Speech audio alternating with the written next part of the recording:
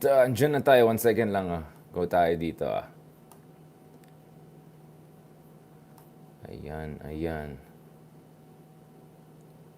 Post details.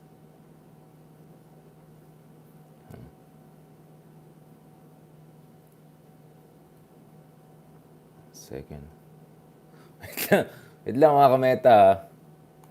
Hindi ko pala nilagay itong isa. Okay, let's do a proper analysis today. Okay. Boom. Pag-usapan natin guys, Paul Soriano. 1 second Creative Communications Club. Kamusta naman kayo dyan? Okay. Yan, dyan na tayo.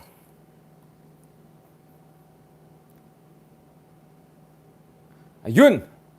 Live na tayo mga kameta. Kamusta kayo dyan? Kamusta kayo dyan? Meron tayong Director for Creative Communications. Hindi lang Strategic Communications, guys. Meron tayong Director for Creative Communications. May Presidential Advisor tayo on Creative Communications. Of course, I'm talking about no less than Paul Soriano, mga kameta. Pag-usapan natin yan. And of course, I'm gonna draw some parallels to very influential communications strategists who shape the administration of very prominent global leaders. In particular, I'm going to look at the case of David Axelrod with President Obama and the case of Steve Bannon and the case of President Trump. So pupuntahan natin yan.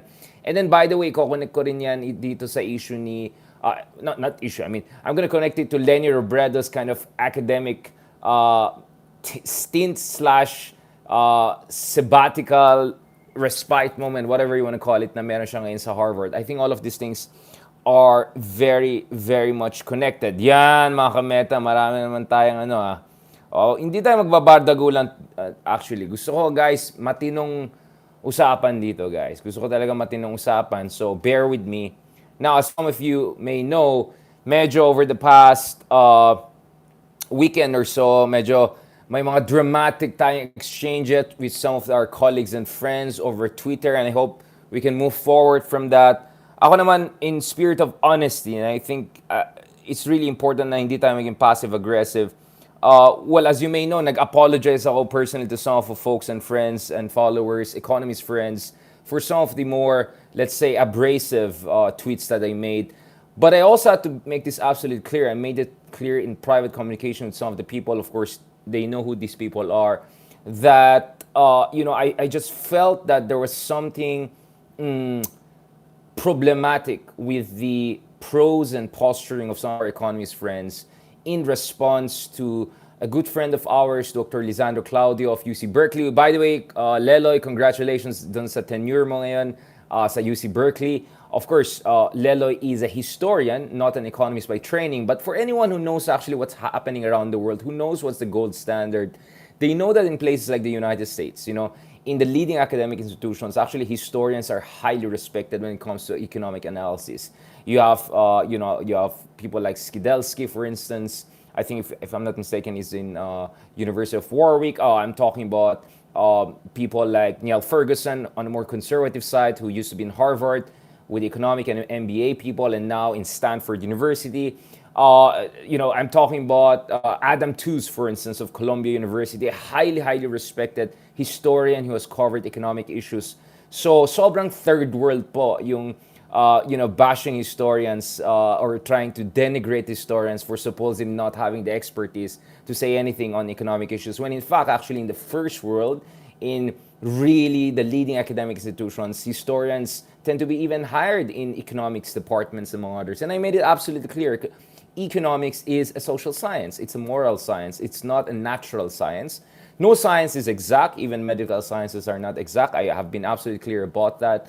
Medyo nag-predent ako before. So I did some anatomy, physiology, biology, etc. I remember even the medical sciences, things are not 100%, right? There's a probabilistic analysis aspect to that. So I wanted to make that very clear also to our economist friends. All due respect to your efforts, your theorems, mathematics, whatever, you got there. But we have to have some sort of a chill pill and some sort of humility also. And of course, that applies to all of us. And that's why I made a public apology for some of the abrasive tweets I made. But just to be fair to myself, I was coming from a position whereby I felt Leloy Claudio was was disrespected. I think there was an element of disrespect really in some of the replies I saw to him. I saw the swarming they tried to do to me, but good luck trying to bully me online. I'll out bully all of you at the same time. I have no problem with that. But you see, I was man enough. I don't know about other people, but I was man enough to come out and apologize for some of my abrasive tweets. And I was man enough to reach out, extend the olive branch. And in fact, I invited a number of these economist friends to come and have interview and discussions with us. Because, by the way, mga kameta, we're going to interview Leloy Claudio tomorrow night. Of course, he's based in UC Berkeley, so the time difference is a bit difficult. So hopefully our interview will be somewhere around late evening tomorrow. So please tune in for that. Kausapin natin si Leloy. Now, in spirit of fairness, I invited economist friends to come and, pitch in because I want to be fair, etc. But so far, mukhang, I don't know. I don't see interest. I don't know what's going on there. Now, I have interviewed the NEDA Secretary, Balisacan. I have interviewed Prime Minister Mahathir. I've interviewed cabinet secretaries. I've interviewed leaders. I've met world leaders. So, if I'm not important enough to these people, ewan ko sa kanila, diba? Now, if they feel they're not gonna have a safe interview, bahala sila sa buhay nila, diba? But so, ang point ko is, I extended the olive branch. I'm open to a nice, proper discussion. You can see that the interviews I've had with leading economists like Secretary Balisacan, among others, I have no problem with that. We can have very intelligent, thorough discussion for the purpose of public discourse. Pero eto nga rin sa akin eh. I also hope, and I'll be very honest about this because ayoko maging passive-aggressive about this, that, before trying to call out other people, to do turf war, and try to project yourself as an unassailable expert and all, do not forget, right? Alam nila kung sino sila, di ba? And alam niyo rin dapat sino mga to, di ba? Ito yung mga Google Trends Club na yan, di ba? Excuse me talaga, all right? You see, there are two things that has been lacking since tapos na yung first 100 days ni BBM. One is, wala pa tayong health secretary na full-fledged, so may acting health secretary tayo. Malaking issue yan. But the other thing missing is a mea culpa, guys. A mea culpa by some of these data scientists, economists, experts, kuno, di ba? Na pag Google Trends, which I believe, and it's not a question of belief, the data is very clear, right? It was total nonsense. Right? It was intellectually problematic, embarrassing. It was embarrassing, right? And more importantly, it was politically reckless because you created a distorted notion of the lay of the land. It was bad for strategy. It was bad for raising expectations. So yun lang, all right? I'm not gonna call out people, on the basis of name or etc. We're not in the business of that. But so for some of our friends, or the factotum of some of our friends who are trying to raise the issue of responsibility and accountability, well, first of all, call out your pals, right? Your Google Trends pals. Then let's talk about it. I have no problem having interviewed some of our Google Trends pals, and let's see if they have really something substantive to say. Otherwise, apologize, because what you did was intellectually embarrassing and politically reckless. All right? Now, suerte kayo na it seems, you can just get away with what you did and go on and pretend that you're perfect experts, etc. But let's not forget about that, all right? Now, I'm a very patient person, pero talagang uminit ang ulo ko when I saw the arrogance and condescending tone from some of these people. And I will admit, I tend to be also arrogant and condescending if I see arrogance and condescension, right? Now, I'm man enough to apologize. I don't know about other people. I extended the olive branch. I don't know about other people. But what is absolutely clear here is that walang mea culpa. Walang self-reflection, which, don't worry, I'm going to connect it to Paul Soriano issue because we're seeing a lot of hatred against all of these hate messages against Paul Soriano, etc. But guess what? His strategy works, all right? His strategy works. You can make fun of Paul Soriano, you can make fun of BBM, you can make fun of all of this, right? But it works.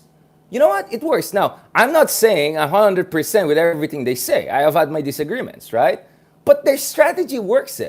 Look at how Paul Soriano handles the vlogs, for instance, of BBM. Ayoko maging judgmental, so I bother to actually watch. They're very well curated. They're absolutely well curated. The lighting is very nice. It gives a kind of, kilala niya yung sitwasyon alam niya yung sitwasyon sa ating bansa. Alam niya, hindi siya turf wars, hindi siya, I'm a data scientist, I'm a political scientist, etc. No. The guy looks at the audience, understands what's happening with the audience, and acts accordingly. That's why he's such an influential figure in our politics today. Paul Soriano is easily one of the 5 most powerful persons in the Philippines right now, right?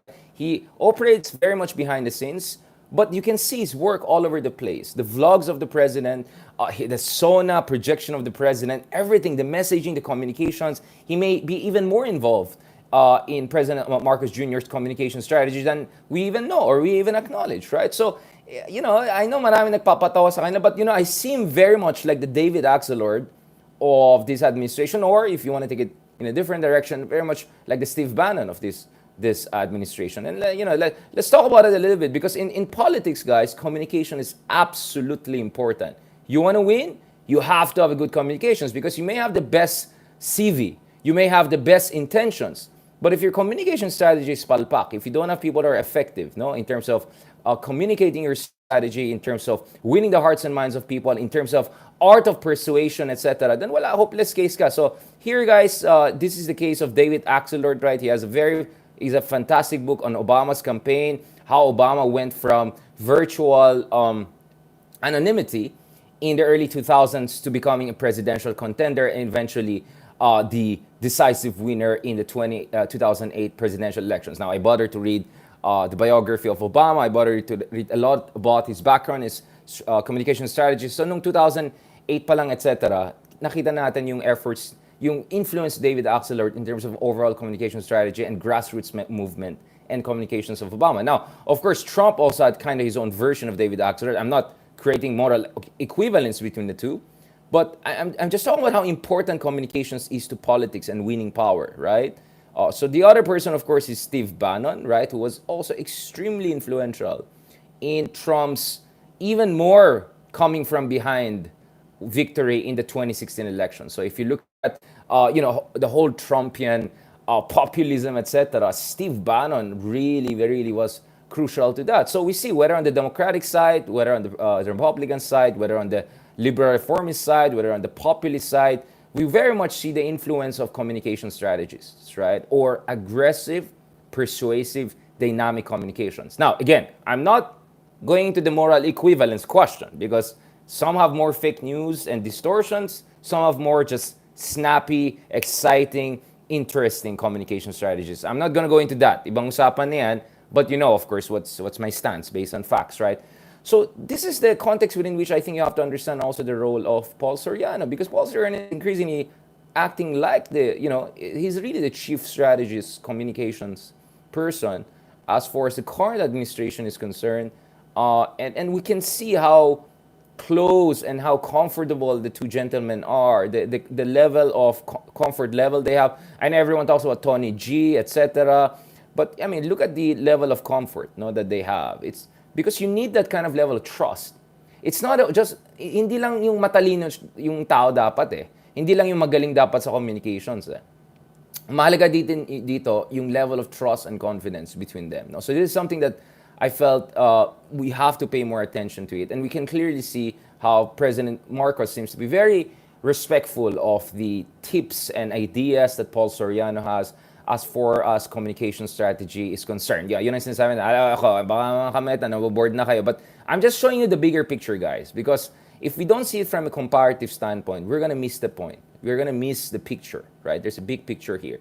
I'm telling you guys about modern communication strategy. Now, this brings us inevitably to the question of Lenny, and then I'm going to come back again. All right. Ayan na, minefield na naman tayo. Ako pa naman, diba?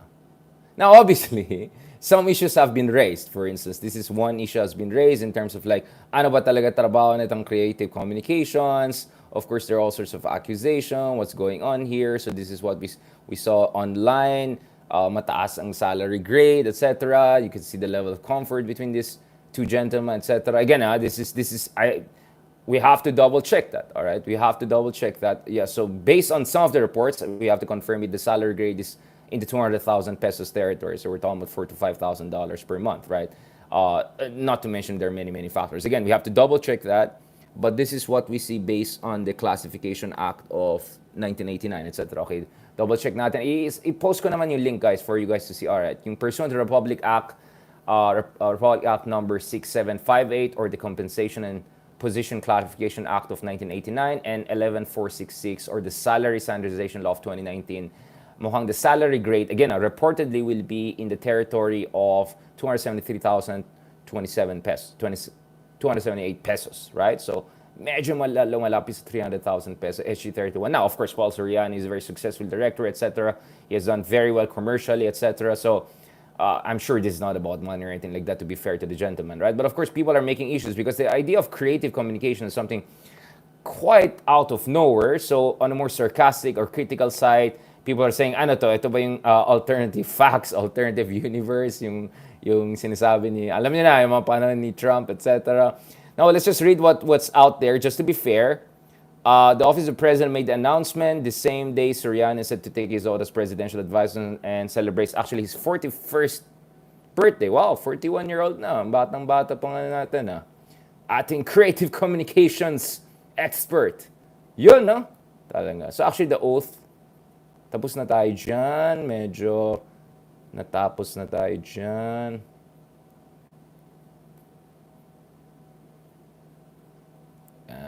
Yun, no? Talagang next level.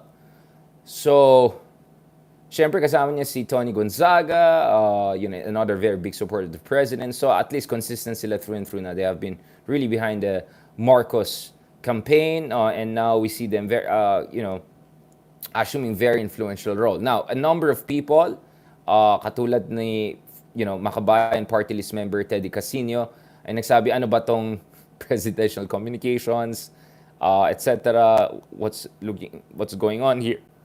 Some people have raised even the issue about bakit puro mga kapamilya, etc. Again, I'm not going to pass a final judgment on that. I'm just reporting what is being discussed out there, guys, no, as far as the current administration is concerned. Ako naman, sige, fine, we can discuss all of these things, but let's not forget na pagdating sa communication strategy, napaka-mahalaga yan. And I kept on saying, guys, parati ko sinasabi yan, pagdating sa politika nowadays, in the 21st century, in the age of social media especially, no? Sobrang mahalaga yung performative politics. Yung abilidad ng isang leader or administration to project competence. Not necessarily actual competence, because let's be very honest, very few people have the time or even the framework to properly analyze what are the limits of what the government can do, ano yung batas, ano yung mga policy options, ano yung mga economic limitations, ano yung structural challenges. So projection is very important, guys. Projection is very, very important. Ano yung pinaproject sa social media, ano yung project sa mainstream media, or ano yung project dun sa government communication strategy. Yung mga ganitong bagay, napakamahalaga, guys. So what I'm saying is, the opposition or whoever is, trying to make fun here of this situation, they have to also look at the fact that, as far as the, wait lang, ayusin ko ito. Inaano ko yung sarili ko para makasya dyan. As far as communication strategy is concerned, it is the central thing, right? The performative populism is extremely, extremely important sa ating panahon, right? It's the ability to project competence, to project proactiveness, to project ang galing ni tatay, ganon. Because, let's be honest, not many people are super excited to really dig in and see kung ano yung fake news, ano yung totoo. Tapos yung pala yung project na yan, example, no? Credit si tatay sa metro ng Japan na ginagawa dito. Hello, kung nag-google mo yan, nag-research na mabuti, or in our case, you were journalists who covered this issue throughout the years, you would know na 2015 pa lang, na-lay down na yan ni President Aquino, former President Aquino, and Prime Minister Abe, right? So, the foundations were actually built under the previous administration, not the previous president. But, alam mo naman, meron tayong mga credit grabber club na napakagaling dyan, di ba? And that's why dapat mahusay ka sa communications. And this brings me, guys, to the issue of Vice President Leni Robredo, because my sense is she has now a very good opportunity to have some deep reflections about what she wants to happen. Because, she's still very influential. She has a very key role still within the opposition, although she no longer occupies an elected office. And Riza Hontiveros is de facto most senior elected official pagdating sa liberal progressive opposition. But I think, it would be nice if Leni Leni translates her sabbatical, or whatever you want to call it there, her stint there in Harvard, right, into an opportunity, guys, to write a book or a memoir, right? And what I want to see in that book or memoir, hopefully, if it's really being worked upon, I kind of have a sense baka something will come out of this, no?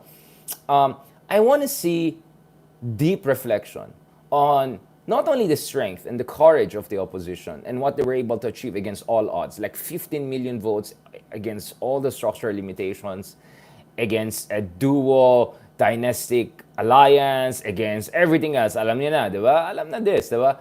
In fairness, she has nothing to be ashamed about. Nonetheless, I always maintain that her campaign could always do better, could have done better none, could still do better in terms of pushing for a better Philippines if the opposition and leaders of opposition like Leni Robredo, right, really do a deep soul searching. Saan sila nakamali? Hindi lang dun sa kanilang vision or etc. I think they have very good vision for the country. I think, I think all sides in one way or another have interesting visions for the country. But in terms of strategy, saan sila nagkakulang?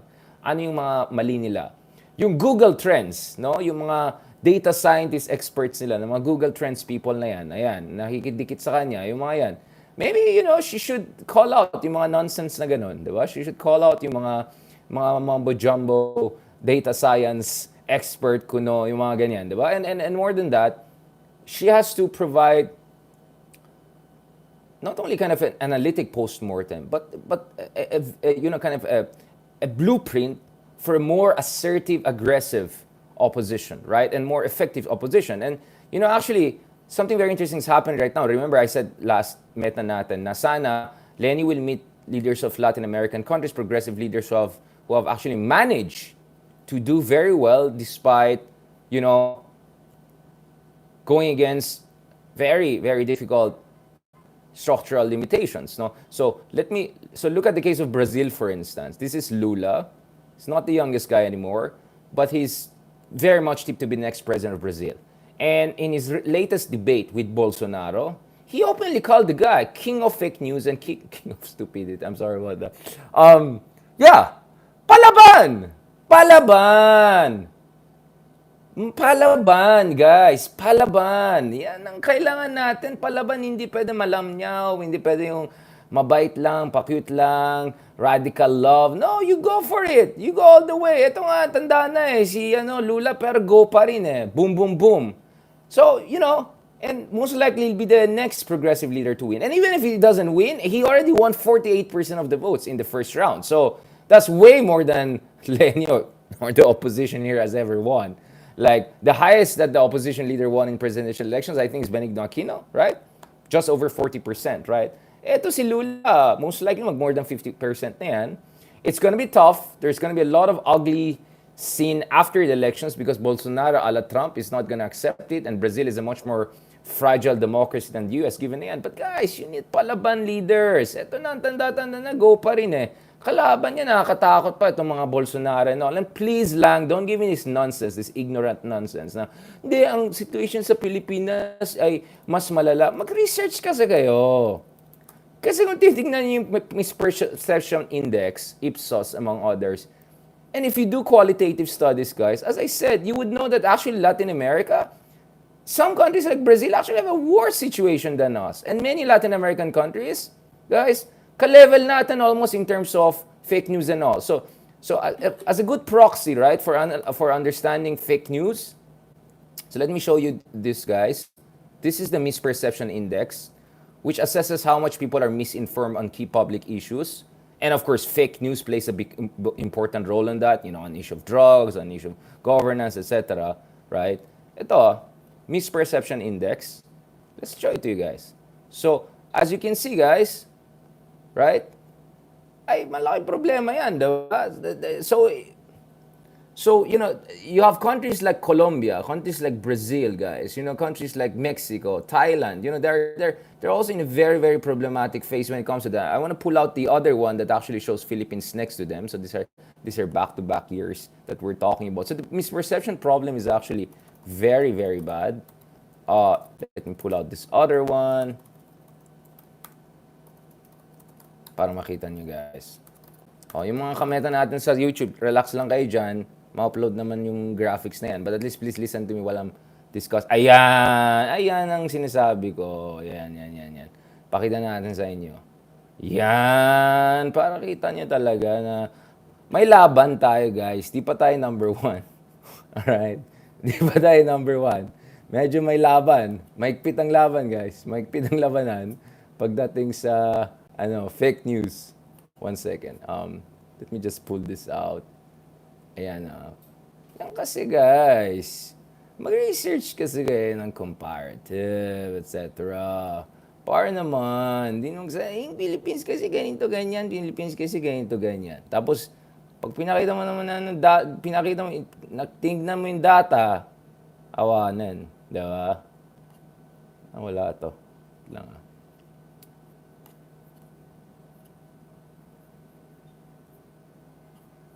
One second, mga kameta. Papunta na tayo dyan. Papunta pa lang tayo sa exciting part. Okay? Ayan. Ba't di siya lumalabas? Ito. Ayun! Ayun! Tingnan nyo naman mga kameta. Talo tayo ng Brazil. Halos tayo ng Peru. At hindi far away ang Colombia and Mexico. Alright? You can clearly see this, guys. You know? Lapit talaga. Talagang misperception, misinformation, the fake news problem, very similar tayo sa kanila, guys. So Chile, a little bit better than us, but you can see Mexico, Colombia, Peru, and Brazil, all of these countries where the progressives are doing far better than the Philippines, right? Far better than the Philippines. They have very similar problems with misperception, disinformation, and not to mention may inequality problems sila, trapo politics, and mga others. So guys, look at the data, look at the numbers, it's absolutely clear. So may pagkakulang talaga dito ang strategy ng opposition. At maybe instead of just making fun of the kabila, try to also see ano yung mga strength nila. Not to replicate them or do crazy things, but come on guys. Learn something. Here and there. Alright? Yan. Talagang mga meta talaga eh. Alright? I already cited that. I already discussed that before. But, okay. Pakabait na tayo Pakabait na tayong kameta. Kasi minsan talaga guys, it's really frustrating when you see that a lot of people rather stick to nonsensical data or analysis or rather just hold on to their ego, right? Instead of having proper reflection and trying to understand paano tayo pwede umunlad, paano tayo pwede umusad, paano tayo pwede mag-move on, etc. And I think this is where leadership should come out. And this is where I hope Lenny will use her time there in the United States, in Harvard, to have good conversation, substantive discussion with other progressive leaders, or even not so progressive leaders, but successful leaders, and maybe try to come back home and tell their followers and people that wag tayong wala tayong magagawa. Yun parang tatay style. Wala tayong magagawa. Hindi pwedeng ganun. Hindi pwedeng ganun kasi kung ganun ang Brazil, ganun ang Peru, ganun ang Colombia, ganun ang Mexico, wala na, finish na sila. But no never nag-give up Hindi nag-give up. Hindi nag-give up yung progressive leaders nila. And they're aggressive, palaban sila. Look at how they debate. Look at how they discuss. Look at how they have grassroots mobilization. Look at how they do it over the years. Look at the kind of experts they have in their ranks. Look at how persuasive and compelling yung kanilang communication strategies is. So siguro yung kabila, kailangan din nilang sarili nilang Paul Soriano, right? Again, I'm not going to go into the moral judgments and I'm not going to go into the whole discussions about authenticity of information, but I'm saying a dynamic communication strategist is what the opposition needs if they don't want to be permanent opposition, right? Forever opposition. And I think Lenny should use her time right now in Harvard to have proper soul searching, to have proper discussions, right? Internally and with also other people, and come back hopefully with a memoir and a book or whatever that actually hindi lang yung parang echo chamber lang na parang singing to the choir. No. It has to be something that shows the opposition is willing to level up. That is willing to go from 15 million to 25 million, to 30 million, to 20 million. It wants to be competitive. It wants to win elections. Hindi lang virtue signaling. Hindi lang, wala tayong magagawa, hindi natin kasalanan yan, or fatalism, or anything like that. No. The opposition should show they're dynamic, they can learn from their mistakes, they can pick up where they left off, they can do better every election cycle against all odds, and they're willing to learn. And they can learn. They have the absorption capacity. They're willing to learn, and they can learn from similar leaders and movements in other besieged democracies who are also dealing with a lot of misinformation, with a lot of problems, with a lot of structural limitations, with a lot of inequality, etc., etc., etc. All right? So very, very important yan, mga kameta. All right? Now, again, this is a constructive criticism. Again, as I said, all due respect to my friends, colleagues, to the former vice president, etc.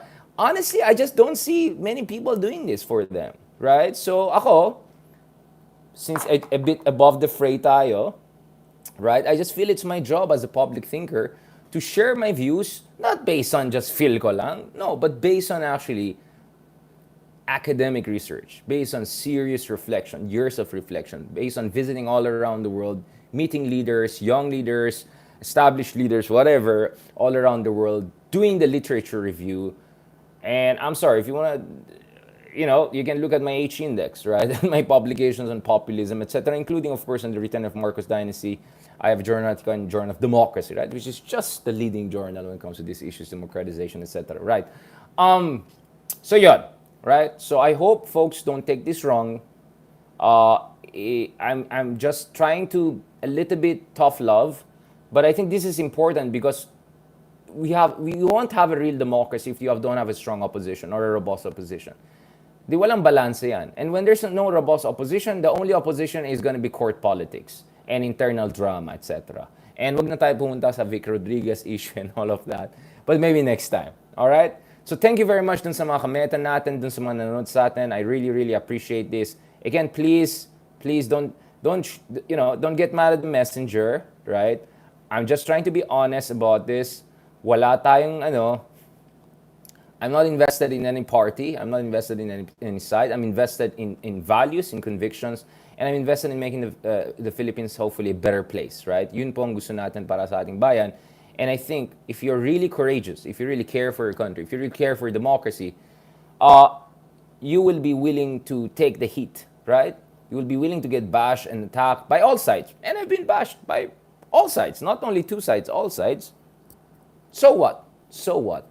Someone has to do this. And I'm doing this. And I'm doing this because I don't see many other people doing it anyway, right? So, wala. Ang daming snowflakes yan. Konting binash lang. Ayaw na, hurt na, blah, blah, blah, tampo na. Goodness. In other countries, people are risking their life every single day. Every single day. You know? People are risking their lives for freedom, for a better country, for a better democracy. Hindi tayo pwede purong rant lang, or purong bashing the other side, or purong fatalism, or purong abroad na lang ako. Hindi. You have to have courage. You have to have audacity. And you have to back it with research and all. And when you're wrong, as I am sometimes wrong, I'm condescending sometimes, I get trollish online, especially on Twitter, then apologize. But don't forget, what you're doing here is really for the better of the country, for the betterment of the country. And in the process, when you make mistakes, you apologize. But at the same time, remind also others that they also have to have their self-awareness. And yung sabi ko, 100 days na ni BBM, wala pang DOI secretary na full-fledged, wala rin mea culpa dun sa mga Google Trends Club, wala rin very clear evidence that the opposition is learning anything substantive from the debacles or mistakes and shortcomings in the last elections. Because I believe Lenny could have done way better than that. She's still quite okay, but she could have done well better. Way better, right? And I think that's doable if they learn from their mistakes. You know, in the case of Lula in Brazil, PT, Partido Trabajador, they lost big time to Bolsonaro and all. They have been marginalized and denigrated, but they're coming back. In Latin America, we see a lot of progressive groups. They were pushed to the margins. Now they're coming back. They're claiming their own versions of Malacanang, right? And they're pushing for a progressive agenda, right? Now, they're not perfect. May problema din yung mga Latin American countries. I'm not saying yung mga progressive nila automatically, ay saviors, etc., right? But what I'm saying, guys, is that it's time for self-reflection. It's time for learning.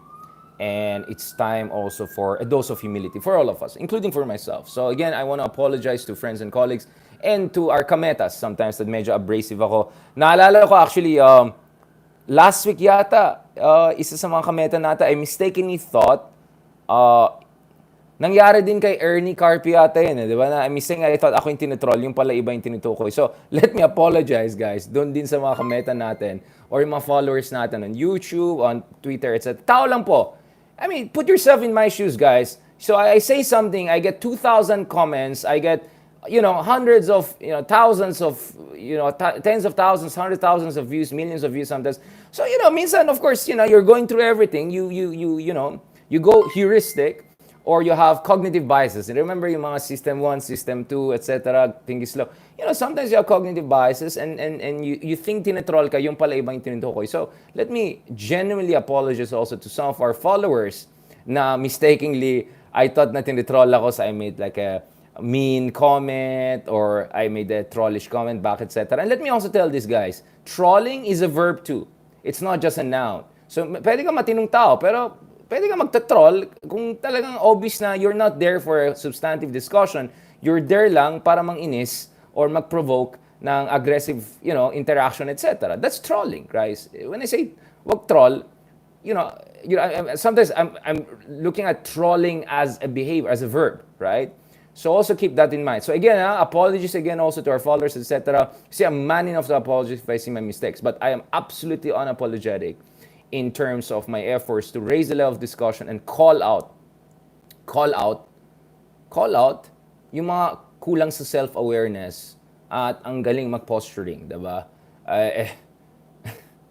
Okay, I'll keep it there. Again, yan, nahanap ko. Si Stephen Almodiel, alright? Apologies din sa'yo, pare. Okay, I think last week I mistakenly thought you were referring to me when you're talking about yung mga YouTuber, online people, yung pala iba yung sinasabi mo. Pero sana naman, hindi lang yung mga SMNI experts ang tinitignan mo. Alright. Ayan na naman tayo. Nagbardagulan na naman. Basta, alam niyo na mahal ko kayo. Love ko kayo. Kaya ganyan tayo, guys. At, ay nako, yung mga iba dyan, wag na. Okay. Pwede na yan. Tama na yan.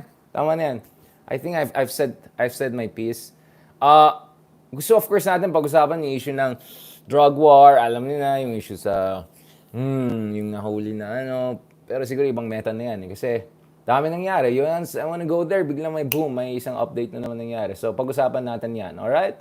At dun sa mga trolls natin, thank you for pushing up our engagement. And dun sa followers natin, thank you very much for being there. Maraming salamat sa mga friends natin on YouTube, on Facebook, among others, on Spotify. On Spotify, of course, please follow, guys. Continue to follow the Richard Haydarian podcast. At yung mga iba dyan na hindi, control ka sarili ko. Talaga, nanggigigil ako. Yung gusto ko sabihin, wag na, tama na yan. No, we are better than that. I should be better than that. Sorry guys, minsan talagang masarap magbardagulan. Kasi daming kupal dyan. Ay, sorry. Wait lang. Ba't ko narinig ang sarili ko? Wait lang. Ayan, wait lang. Maglabas tayo. Ayan, thank you so much, of course, dun sa mga nagbigay ng stars and supports, mga kaibigan natin, supports. Thank you kay Ma'am Jocelyn Lumberio. Yan, nasa El Nido po kayo. God bless. Enjoy your time, social. Si Eden Olonan, thank you so much, ma'am, as always, for your support. Very, very much appreciated. Kay Eric Gomez, maraming salamat. Yeah, hopefully you catch us more live. Joining us from West Coast. I suppose, what is this? Washington, California? Where is this? Ma Victoria Baltazar, as always, salamat. Kay Senan Makalalad, kay Feni San Miguel, Gladys Tino, Erlinda Rebolado, kay Dina Manza, Resurrection Modelo, Jomar Calaor, Ria Reyes Mendoza. Thank you so much kay Sol Mendoza Malari, kay Doc Gina, Maria Esmelda. As always, of course, it's a pleasure to, in my own little ways, to widen the horizon of discussion. Salamat kay John Anable, Mirth Nepomuceno, PJ Quintos, and pasensya na if ever I mispronounce your name, etc. Although it's not like my name is the easiest one to pronounce, alright? Ayan na. Thank you rin sa mga followers natin sa YouTube. Really, really appreciate it. Ayan, kay Arnold Ramos, kay Rena Sarabia, kay Georgina 1013. Ayan, si Georgina, ma-comment yan. Nasaan yung troll ko sa YouTube? Yung hilig mag-comment. Na ano naman? Thank you kay Julie joining us from Taiwan. Sa mga friends natin joining us from all around the world. Ayan. Yan. Yun lang. Tingin-tingin sa mirror once in a while. Yun lang sinasabi ko. Aside from just bashing. And as Mr. Art of war, Sun Tzu said, if you know yourself and you know your enemy, so know your own weaknesses and strength, know your enemy's weakness and strength, and then you're gonna win more battles than not, right? So yun lang sinasabi ko, right? Whether it's David Axler, whether it's Steve Bannon, whether it's Paul Soriano, we're seeing how sobrang mahalaga yung communications, no? Including quote-unquote creative communications. Maraming salamat, guys. Thank you very much. God bless. Hasta mañana, God willing. And please, continue to support us, etc. And again, apologies sa mga kameta, colleagues natin on Twitter here, etc. If sometimes medyo abrasive ako. Tao lang po. We make mistakes. We get jumpy sometimes. But please, always try to see what is the intention here. Ang intention here po is para medyo umakyat yung level of discussion, right? My ego gets hurt, your egos get hurt, but we're more than our egos, right? We can do it better, right? In fact, the other day, sobrang init ng ulo ko, and then by just chance, I saw this quote by Rumi, which said, "Do not fight the world, rather fight your own ego," right? So, thank you kay Rumi. I was able to put things into perspective. Biglang out of nowhere yung quote na lumitaw dun sa Instagram ko. So, maraming salamat for that, Rumi, for that very, very good rumination, right? So yeah, sometimes instead of fighting the world and trying to prove your ego or something yourself, fight your own ego. And that goes for me. I'm man enough to apologize, but that should also go to other people, right? Who obviously lack self-awareness, but I'm not giving up on them. Maraming salamat. Thank you very much. Adios.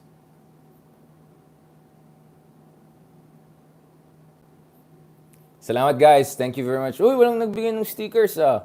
Ano ba yan? Thank you very much. Talk to you guys. God bless.